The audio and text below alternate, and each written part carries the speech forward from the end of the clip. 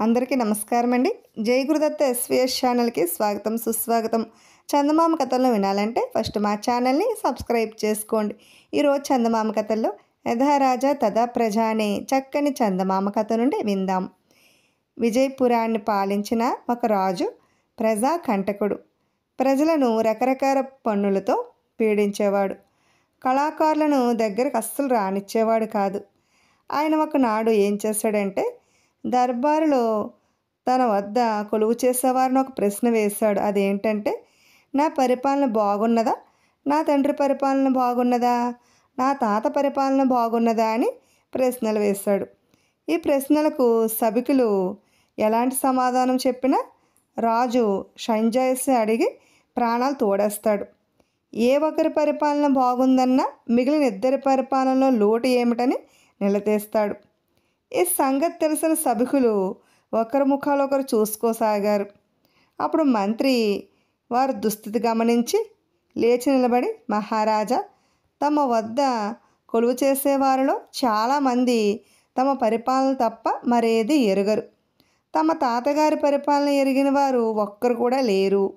అందుచేత తమ ప్రశ్నకు సమాధానం చెప్పడం ఇక్కడ ఎవరికీ సాధ్యం కాదు అని చెప్పాడు. ఈ మాట సమంజసమైందే కావటం చేత రాజు మంత్రితో ఇలా అన్నాడు, అలా అయితే మా 3 తరాల పరిపాలనలో ఎరిగిన మనిషిని పట్టి తెప్పించండి అన్నాడు. రాజభటులు నగరం మీద పడి కనిపించిన వృద్ధులందరినీ మీ రాజుగారి తాతగారు పరిపాలన ఎరుగుదురా అని అడగడం ప్రారంభించారు. దర్బార్లో జరిగిన సంగతి నగరంలో పొక్కటం చేత ముసలివాళ్ళు తమకు ఏమీ తెలియదని తప్పించుకున్నారు. ఎవరో ఒకరిని పట్టుకుపోతే చావు తప్పదని భటులు భయపడిపోయారు. వాళ్ళు నగరం అంతా చెడతిరిగి ఒక తమలపాకుల దుకాణం ముందు కూలబడ్డారు. తమలపాకులు అమ్మేవాడు మాటకారి. ఆ దుకాణదారుడు కూడా వయసు మళ్ళిన వాడే కావటం చేత, అంటే ముసలివాడు కావటం చేత భటులు వాడిని, తాత, నువ్వు రాజుగారి తాతను ఎరుగుదువా అని అడిగారు. నేను రాజుగారి తాతను ఎరగకపోవటం ఏమిటి? నాకు ఆయనకు ఒకే రోజు ఒకే గురువు దగ్గర అక్షరాభ్యాసం అయింది అన్నాడు తమలపాకులవాడు. అంటే రాజుగారి తండ్రిని కూడా ఎరిగే ఉంటావు నువ్వు, వెంటరా అన్నారు భటులు. అయితే దేనికి అన్నాడు తమలపాకులవాడు కాస్త భయపడిపోతూను. భటులు దర్బార్లో రాజప్రశ్న వేయటం మొదలుకొని ఆ క్షణం నుంచి జరిగిందంతా చెప్పారు. భారం అంతా భగవంతుడిపైన వేసి అతను భటుల వెంట రాజసభకు వెళ్ళాడు. రాజు సభికులు వేసిన ప్రశ్న తమలపాకులవాడిని కూడా అడిగాడు. తమలపాకులవాడు, మహారాజా, నాకు తమలపాకులు అమ్ముకోవడం తెలుసు కానీ రాజ్యపాలన గురించి ఏమీ తెలియదని, అసలు ఏం తెలుస్తుందని సమాధానం చెప్పాడు. అయితే తమ తాతగారి హయాం నుంచి తమ హయాం దాకా నాలో కలిగిన మార్పులు చెబుతాను, దాన్ని బట్టి మీరే నిర్ణయించుకోండి అన్నాడు ముసలివాడు. ఏమిటా మార్పులు అని రాజు అడిగాడు. తమలపాకులవాడు ఇలా చెప్పసాగాడు, మహారాజా, తమ తాతగారు పరిపాలించే కాలంలో నా ఇంటి పొరుగున ఒక ముసలివాడు, వాడు మనవరాలు ఉండేవాళ్ళు. ఒకనాడు ఆ ముసలివాడు నన్ను పిలిచి, బాబు, నన్ను మృత్యుదేవత పిలుస్తున్నది, నా మనవరాలు పెళ్లి చేసి వెళ్ళిపోదామనుకున్నాను, కానీ నాకు వ్యవధి లేదు, అంటే సమయం లేదని. పిల్ల కోసం 2000 దినారాలు దాచి ఉంచాను. దానికి మంచి సంబంధం చూసి పెళ్లి చేసి ఈ డబ్బు దానికి ఇయ్యి అని నా చేతిలో డబ్బు పెట్టి కన్ను మూశాడు. అతని మనవరాలకి ఎన్నో చోట్ల తిరిగి మంచి సంబంధం కుదిర్చి పెళ్లి చేసి నా వద్ద దాచి ఉంచిన 2000 దినారాలు ఆమెకి ఇచ్చి కాపురానికి పంపేశాను. చాలా కాలం జరిగింది. మీ తాతగారు గతించి మీ తండ్రి గారు రాజ్యపాలన ప్రారంభించారు. ఆ కాలంలో ముసలివాడి మనవరాలు నా కొట్టు ముందుగా పోతూ కనబడింది. ఆమెను చూడగానే నాలో నేను ఎంత బుద్ధిమాలిన పని చేశాను. నా దగ్గర 2000 దినారాలు ఉన్నట్టు ఆమెకు తెలియదు కదా. ఆ డబ్బు నేనే ఎందుకు ఉంచేసుకోలేకున్నాను అనుకున్నాను. నేను చేసిన పొరపాటుకు బాధపడ్డాను. మళ్ళీ ఈ మధ్య నాకు ఆమె కనిపించింది. ఈసారి నా బుద్ధి తక్కువ నాకు మరింత కొట్టవచ్చినట్టు స్పష్టమైనది. నేను నిజంగా బుద్ధి లేనివాడిని కాకపోతే ఆ పిల్లని నేనే పెళ్ళాడి పిల్లను డబ్బును సొంతం చేసుకుని ఉండేవాడిని కదా మహారాజా అంటూ తమలపాకులవాడు ముగించాడు. ఈ కథ విని ఎంతో ముచ్చటపడి రాజువాడికి 100 దీనారాలు బహుమతి ఇచ్చి పంపేశాడు. తన తాత పరిపాలనలో కన్నా తన తండ్రి పరిపాలనలో వాడు బుద్ధి వికసించిందని, తన పరిపాలనలో పూర్తిగా వికసించిందని రాజు అనుకున్నాడు. కానీ సభికులు రాజు అజ్ఞానానికి చాటుగా ఇలా నవ్వుకున్నారు. ఈ రాజు తాత ధర్మాత్ముడు. ఆయన పరిపాలనలో ప్రజలకు అధర్మమైన ఆలోచనలు వచ్చేవి కావు. ఈ రాజు తండ్రి దుర్మార్గుడు కాదు, కానీ ధనకాంక్ష ఎక్కువగా ఉండేది. ఈ రాజుకు ధనకాంక్ష పెరగడంతో పాటు ధర్మచింత అనేది ఏమీ లేకుండా పోయింది. ముగ్గురులోనూ ఉన్న తేడాను స్పష్టం చేసే విధంగా తమలపాకులవాడు తన కథను చెప్పాడు. ఇప్పుడు మోసకారి అనే మరో చక్కని చందమామ కథను విందాం. ఒక నగరంలో రంగడు అనే పేదవాడు ఉండేవాడు. వాడు ప్రతిరోజు అడవికి వెళ్ళి కట్టెలు కొట్టుకొని వాటిని నగరంలో అమ్ముకొని జీవించేవాడు. ఒకరోజు ఉదయం రంగడు అడవిలో పోతూ ఉండగా ఒక పొదలో కంకణం ఒకటి వాడికి కనబడింది. దాన్ని చూసి రంగడు వనదేవత అనుగ్రహించింది, దీన్ని అమ్ముకుని కొంతకాలం హాయిగా జీవించవచ్చు అనుకుని ఆ కంకణంతో నగరానికి తిరిగి వచ్చాడు. వాడు ఒక నగల వర్తకుడి వద్దకు వెళ్ళి, బాబుగారు, ఈ కంకణం నాకు అడవిలో ఈ ఉదయమే దొరికింది. దీనిని మీరు తీసుకుని దీని ఖరీదు నాకు ఇప్పించండి అన్నాడు. నగల వ్యాపారి ఆ కంకణాన్ని శ్రద్ధగా పరిశీలించి, ఇంత విలువైన కంకణం వీడికి అడవిలో దొరకడం ఏమిటి? దీన్ని వాడు ఎక్కడో ఎత్తుకువచ్చి ఉంటాడు. దీన్ని ఎలాగైనా కాజేయాలి అనుకుని రంగడితో, దీని ధరకు సరి అయిన పైకం ఇప్పుడు నా వద్ద లేదు, రేపు దీన్ని తీసుకురా, డబ్బు ఇచ్చి కొంటాను అని నమ్మకంగా చెప్పి కంకణం వాడికే తిరిగి ఇచ్చేశాడు. రంగడు ఆ కంకణాన్ని తన ఇంట భద్రంగా దాచి తాను అడవికి వెళ్ళిపోయాడు. వాడు వెళ్ళిపోగానే నగల వర్తకుడు రాజుగారి వద్దకు వెళ్ళి ఫిర్యాదు చేస్తూ, మహారాజా, రంగడు అనే కట్టెలు కొట్టేవాడు నా వద్ద ఉండే కంకణాన్ని దొంగిలించాడు.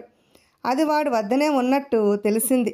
వాడి ఇల్లు సోదా చేసి నా కంకణం నాకు తిరిగి ఇప్పించండి అన్నాడు. రాజు వెంటనే భటులను పిలిచి కట్టెలు కొట్టే రంగడిని పట్టుకురండి అని ఆజ్ఞాపించాడు. భటులు తిరిగి వచ్చి రంగడు అడవికి వెళ్ళినట్టు చెప్పారు. అది విని రాజు నగల వర్తకుడితో, నువ్వు రేపు ఉదయం సభకురా, ఆ కట్టెలు కొట్టేవాడిని దొంగతనం రుజువు చేసి పోయిన నీ కంకణం నీకు ఇప్పిస్తాను అన్నాడు. తన ఎత్తు పారినందుకు నగల వర్తకుడు సంతోషించి కంకణం తనకు దక్కినట్టే సంబరం పడిపోయాడు. మరునాడు నగల వర్తకుడు రాజసభకు వచ్చాడు. రాజుగారి భటుల్ని పంపి రంగడిని కంకణంతో సహా పిలిపించారు. ఆయన రంగడితో, ఏమిరా, ఆ కంకణాన్ని నువ్వు నగల వర్తకుడి వద్ద దొంగిలించావా అని అడిగాడు. అందుకు రంగడు, మహాప్రభు, ఈ కంకణం నేను ఎవరి వద్ద దొంగిలించలేదు. ఇది నాకు అడవిలో దొరికింది. దీన్ని అమ్ముకుని కొంతకాలం సుఖపడదామనుకుని ఈ నగల వర్తకుడికి అమ్మజూపాను. తగినంత పైకం లేదని ఈరోజు రమ్మని ఆయన అన్నాడు. ఇంతకన్నా నాకేమీ తెలియదు అన్నాడు. అంతా పచ్చి అబద్ధం అన్నాడు నగల వ్యాపారి. అది విని మంత్రి రంగణ్ణి ఆ కంకణం ఇలా అయ్యి అని తన చేతికి తీసుకుని పరీక్ష చూసి తర్వాత రాజుగారికి చూపాడు. కొద్ది రోజుల క్రితం రాజు అడవికి వేటకు వెళ్ళి తన కుడి చేతి కంకణం పోగొట్టుకున్నాడు. అది ఎక్కడ పడిపోయినది కూడా తెలియకపోవడం చేత దానికోసం వెతికించి లాభం లేకపోయినది. ఇదే ఆ కంకణం. రాజుగారికి ఇప్పుడు నగల వర్తకుడు ద్రోహబుద్ధి తెలిసి వచ్చింది. అతన్ని మరికొంత పరీక్షించాలనే ఉద్దేశంతో రాజు ఆ నగల వర్తకుడికి కంకణం చూపుతూ, నువ్వు పోగొట్టుకున్న కంకణం ఇదేనా అని అడిగాడు. అవును మహారాజా అన్నాడు నగల వర్తకుడు, దాన్ని తనకు ఇచ్చేస్తారని ఆశపడుతూను. ఇంతలో మంత్రి, దీని జత కంకణాన్ని తీసుకురా అన్నాడు నగల వర్తకుడితో. వర్తకుడు ఈ మాటకు గతుక్కుమని కొంచెం ధైర్యం తెచ్చుకుని, మహాప్రభు, దీని జత కంకణం ఇదివరకే పోయింది, దాన్ని కూడా ఈ రంగడే తీసుకుంటాడని అనుమానంగా ఉన్నది అన్నాడు.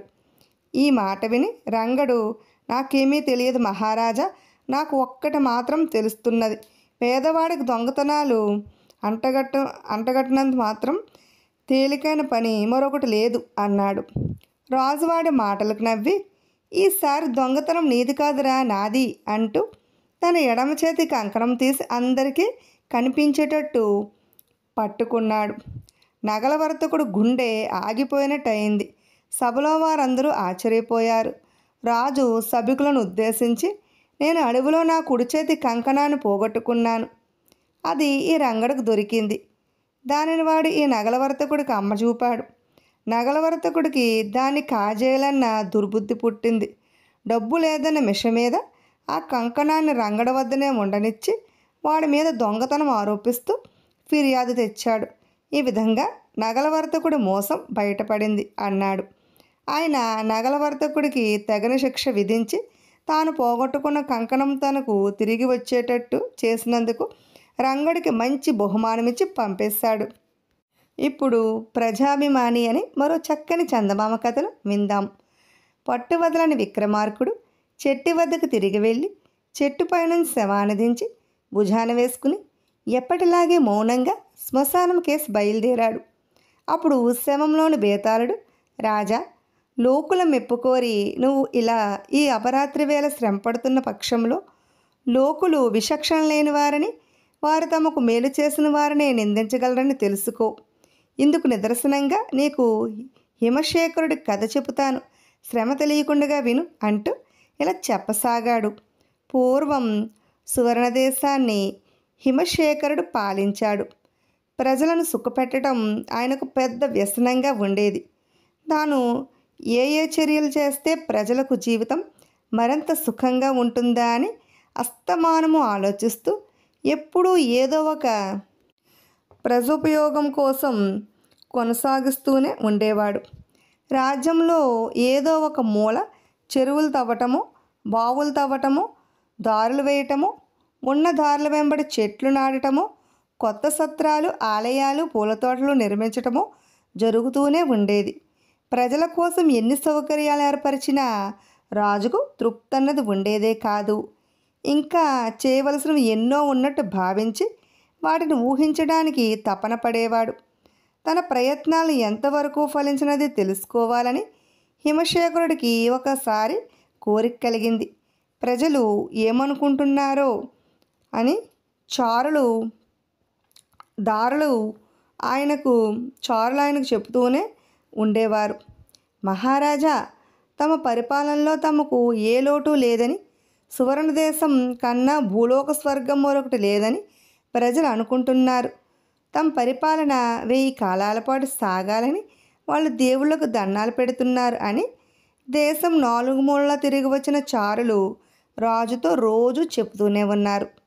అయినా ప్రజలు ఏ విషయాల గురించి అసంతృప్తి పడుతున్నారో వారికి తృప్తి కలిగించడానికి తాను ఇంకా ఏమేం పనులు చేయవచ్చునో స్వయంగా తెలుసుకుందామని రాజు ఒకనాడు మారువేషం వేసుకుని రాజధాని నగరంలో తిరగడం ప్రారంభించాడు. నగరంలోని ప్రజలు తమ తమ పనులు చూసుకుంటూ ఉండటమే ఆయనకు కనిపించింది. కానీ వాళ్ళకుండిన ఇబ్బందులు ఏవో చాలాసేపు తెలియరాలేదు. చివరకు ఆయన ఒక చోట చేరిన 4-5 లోకాభిరామాయణం మాట్లాడుకుంటూ ఉండటం గమనించి వారిని సమీపించాడు. ఇతర దేశాల వాళ్ళు మన దేశాన్ని చాలా మెచ్చుకుంటున్నారు. మన దేశంలో ప్రతి ఒక్కడు రాజైనట్టున్నారు అన్నారు వారిలో ఒకడు. అయితే వాళ్ళు రాజుగారి లోగిలి చూస్తూ ఆ మాట అన్నారు. ఆయన భోగాలెక్కడ, ఆయన ఎక్కడ? 2 చెరువులు తవ్వగానే మనమంతా రాజులమైపోతామా?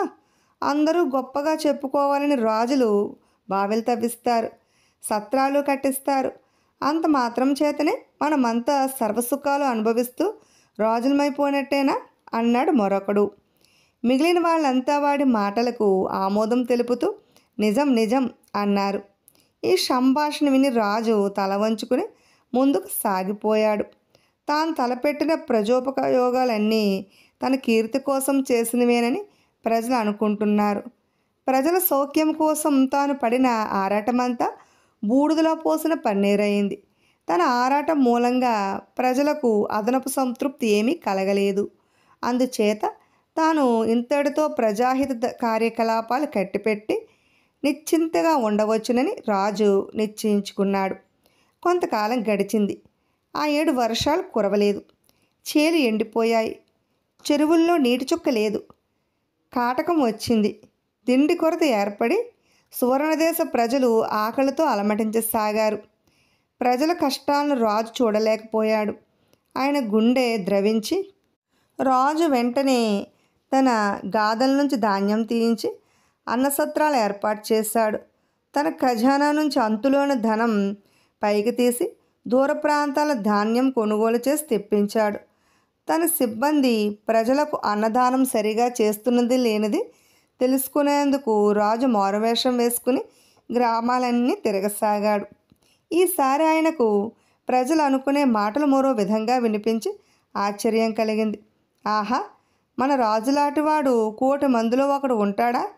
మనం ఏ జన్మలోనో చేసుకున్న పుణ్యం చేత ఇటువంటి రాజు దొరికాడు. మన పాలిటి దేవుడు. ఇలాంటి మాటలు ఎన్నో వేల మంది నోళ్ళ వెలువడుతున్నాయి. బేతాళుడి కథ చెప్పి, రాజా, హిమశేఖరుడు మొదటి నుంచి ప్రజల సుఖం కోసం పాటుపడినవాడే కదా. ఆయనను గురించి ప్రజలు మొదట తేలిగ్గా ఎందుకు మాట్లాడారు? తర్వాత వాళ్ళే ఆయనను ఆకాశానికి ఎందుకు ఎత్తారు? దీనికి సమాధానం తెలిసి కూడా చెప్పకపోయావో నీ తల పగిలిపోతుంది అన్నాడు. దానికి విక్రమార్కుడు, హిమశేఖరుడు ప్రజల సుఖాలను పెంపొందించి ఉండవచ్చు, కానీ అవి వారు కోరిన సుఖాలు కావు. రాజువారి కష్టాలను తీర్చినవాడు కూడా కాలేదు. కోరుకోకుండా జరిగే మేలు ఎవరూ మెచ్చుకోరు. ఆయచిత్తంగా లభించిన సుఖాలు ఆనందాన్ని చేకూర్చవు. కానీ కాటకం వచ్చినాక ప్రజలు తమ కష్టాలను గుర్తించి వాటిని తొలగించిన రాజును హర్షించారు. అందుకుగాను వారు రాజు పట్ల కృతజ్ఞత చూసి ఆయనను ఆకాశానికి ఎత్తారు.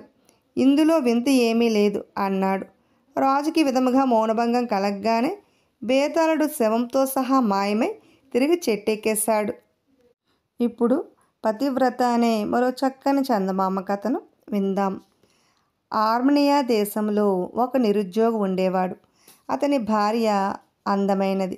అతను తన భార్యతో, నేను దేశాంతరం వెళ్ళి డబ్బు సంపాదించుకుని వస్తాను అని చెప్పి తన భార్యకు బిడ్డకులకు అండగా ఉండమని తన తమ్ముడితో చెప్పి ఇంటి నుంచి బయలుదేరి దొరికిన చోట నౌకరీ చేస్తూ చాలా కష్టాలు పడి డబ్బు సంపాదించసాగాడు.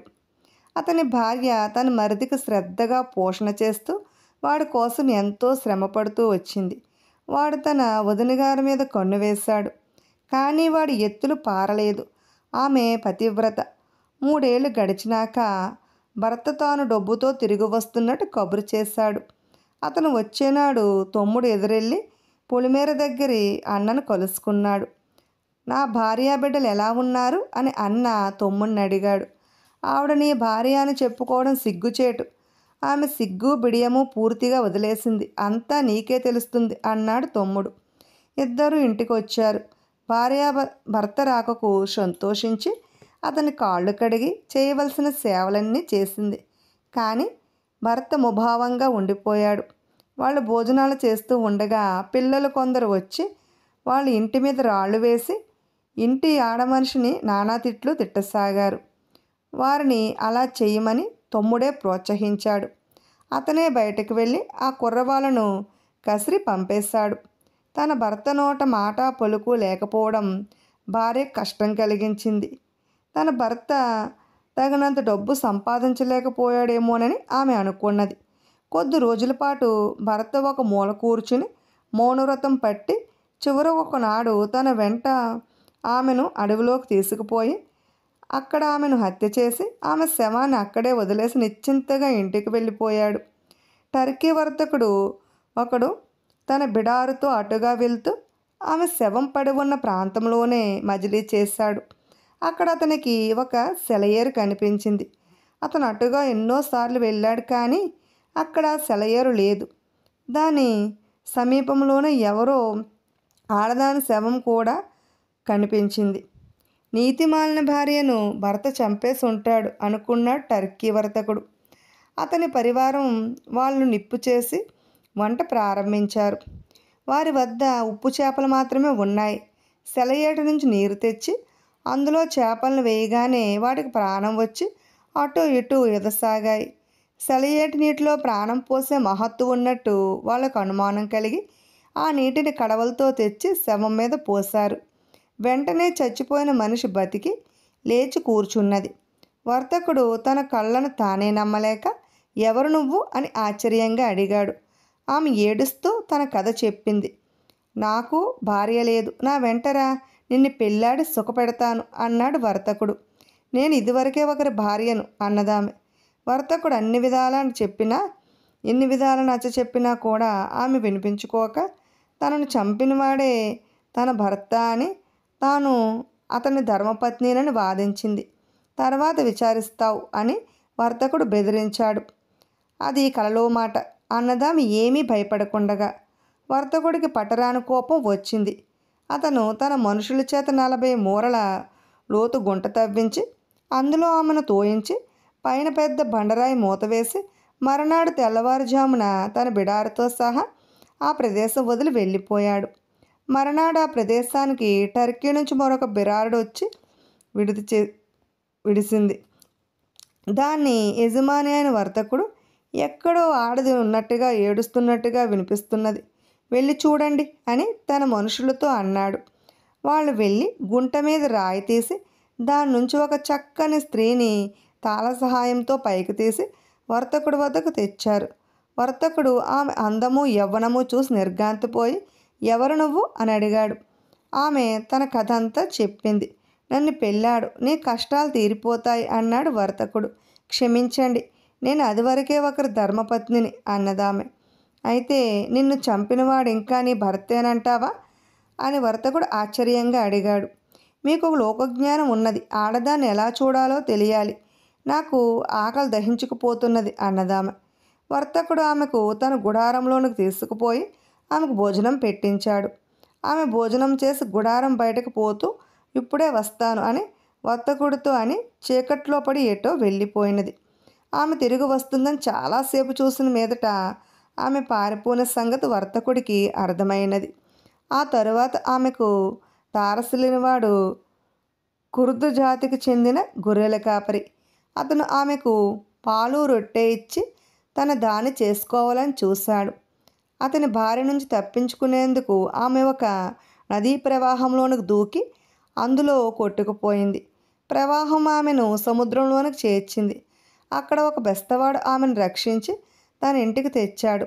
బెస్తవాడి తల్లి ఆమెకు వేడి నీళ్లతో స్నానం చేయించి తన పాత బట్టలు కొట్టుకోవడానికి ఇచ్చింది. బెస్తవాడు ఆమె కథ అంతా అడిగి తెలుసుకుని, నాకు భార్య లేదు, నన్ను పెళ్ళాడతావా అని అడిగాడు. నేను అదివరకే ఒకరి భార్యని కదా, అభ్యంతరం లేకపోతే నీకు చెల్లెలుగా ఉంటాను అన్నదామె. ఇష్టం అన్నాడు బెస్తవాడు. అది మొదలు బెస్తవాడికి సముద్రంలో వలవేసినప్పుడల్లా మృత్యపు చెప్పులు దొరికాయి. వాటిలో పెద్ద పెద్ద మృత్యాలున్నాయి. వాటిని తీసుకుపోయి నగరంలో నగల వర్తకులకు అమ్మగా బోల్డంత బంగారం వచ్చింది. అంత బంగారం చూసేవాడికి మతిపోయినట్టు అయినది. తిండికి తరుగు లేకుండా ఉండగలందుకు ఆ బంగారం అంతా పెట్టి ధాన్యం కొనసాగాడు. ఆ ధాన్యం విలువ చేయడానికి పెద్ద పెద్ద కొట్లు గల భవంతి కట్టించాడు. కొద్ది కాలానికి ఆ ప్రాంతంలో భయంకరమైన కరువు ఏర్పడినది. ఆకలితో జనం అల్లాడిపోయారు. బెస్తవాడు తన ధాన్యపు కొట్లు తెరిచి ధాన్యం పంచసాగాడు. అన్నార్తులకు ధాన్యం పంచిపెట్టడంలో అతనికి ఆమె కూడా తోడ్పడింది. ఆమె మగవాడి దుస్తులు ధరించి ఆకలితో వచ్చిన వారిని అందరినీ జాగ్రత్తగా చూసుకున్నది. ఒకనాడు ఆమె భర్తే వచ్చి, నేను నా పిల్లలు తిండికి మాడుతున్నాం, కాసిన గింజలు ఇప్పించండి అని ఆమెను వేడుకున్నాడు. ఆ గదిలో కాసేపు కూర్చోండి, వీళ్ళ సంగతి చూసి వస్తాను అన్నదామె తన భర్తతో. అతను ఆమెను గుర్తించలేదు. తన భార్య చచ్చిపోయిందనే అతని నమ్మకం. ఆ రోజే టర్కీ వర్తకులిద్దరూ కుర్దు జాతి గొర్రెల కాపరివాడు కూడా తిండి గింజలు యాచిస్తూ వచ్చారు. తీరిక కలగ్గానే ఆమె మీరు నలుగురు ఉన్న చోటుకు వచ్చి వాళ్ళు ఎవరో ఎక్కడి నుంచి వస్తున్నారో అడిగింది. వాళ్ళు ఉన్న మాట చెప్పారు. ఆమె మొదటి టర్కీ వర్తకుడు కేసు తిరిగి, మీరు చాలా వింతలు చూసి ఉంటారు, మాకు కొన్ని వింతలు చెప్పండి అని అడిగింది. నేను చూసిన అద్భుతం ఏమిటంటే, ఒక చచ్చిన మనిషి బతకడం అంటూ అతను తనకు పతివ్రతతో కలిగిన అనుభవం చెప్పి తాను ఆమెను అరణ్యంలోనికి ఒక గోతులోకి తోసేసిన సంగతి కూడా బయట పెట్టేశాడు. వెంటనే రెండో టర్కీ వర్తకుడు ఆ గోతులో మనిషిని తాను కాపాడిన సంగతి, ఆమె తనను పెళ్ళాడక నిరాకరించి పారిపోయిన సంగతి చెప్పాడు. తర్వాత గొర్రెల కాపరివాడు నేను చూసిన మనిషి ఆమె అయి ఉంటుంది, నన్ను పెళ్ళాడమంటే తాను మరొకరి భార్యనని చెప్పి నేను బలాత్కరించబోగా పరిగెత్తుకుపోయి నదిలో దూకేసింది అన్నాడు. తర్వాత ఆమె తన భర్త కేసు తిరిగి మీ కథ ఏమీ చెప్పలేదే, చెప్పండి వింటాను అన్నది. అతను నిట్టూర్చి ఏం చెప్పను, నా భార్యను నేను చేజేతులా చంపుకున్నాను అన్నాడు. ఎందుకు చంపవలసి వచ్చింది, అంత ఘోరం ఏమి చేసిందని అడిగింది భార్య. నేను డబ్బు సంపాదించడానికి దేశం కాని దేశంలో 3 ఏళ్ల పాటు నానా అగచాట్లు పడి ఇంటికి తిరిగి వచ్చేసరికి నా భార్య నీతిమాలిందని నా తమ్ముడు చెప్పాడు. అందుకని ఆమెను చంపేస్తాను. ఆమె ఏ తప్పు చేయలేదని తర్వాత తెలిసింది. అది మొదలు పశ్చాత్తాపంతో కుమిలిపోతున్నాను అన్నాడు. మీ భార్య మీకు కనిపిస్తే ఆమెను గుర్తిస్తారా అని భార్య అతన్ని అడిగింది. తప్పక గుర్తిస్తాను అన్నాడు భర్త. ఆమె ఏదో వంకపెట్టి అవతలకు వెళ్ళి తన మామూలు వేషంలో తిరిగి వచ్చింది. ఆమెను చూస్తూనే వర్తకులు గొర్రెల కాపరి కూడా గుర్తించారు. భర్త ఆమె కాళ్ళపై పడి ఏడుపు గొంతుకుతో నీకు ద్రోహం చేశాను, క్షమించు అన్నాడు. నేను ఈ రోజు కోసమే బతికున్నాను అన్నదామె. మిగిలిన 3 కూడా ఆమె క్షమాపణలు చెప్పుకుని తిండి గింజలు తీసుకుని వెళ్ళిపోయారు. నేను ఇంటికి తిరిగి రాను, మీరు వెళ్ళి మన పిల్లల్ని తీసుకురండి అన్నదామె తన భర్తతో. తరువాత వాళ్ళు బెస్తవాడుతూనే ఉంటూ సుఖంగా జీవించారు. విన్నారు కదండి. ఇటువంటి చక్కని చందమామ కథలు వినాలనుకుంటే ఫస్ట్ మా ఛానల్ని సబ్స్క్రైబ్ చేసుకోండి, బెల్ ఐకాన్ క్లిక్ చేయండి. మేము చేసిన వీడియోస్ నోటిఫికేషన్ కొరకు బెల్ ఐకాన్ క్లిక్ చేయండి. లైక్ చేయండి, షేర్ చేయండి, కామెంట్ చేయండి. Thanks for watching.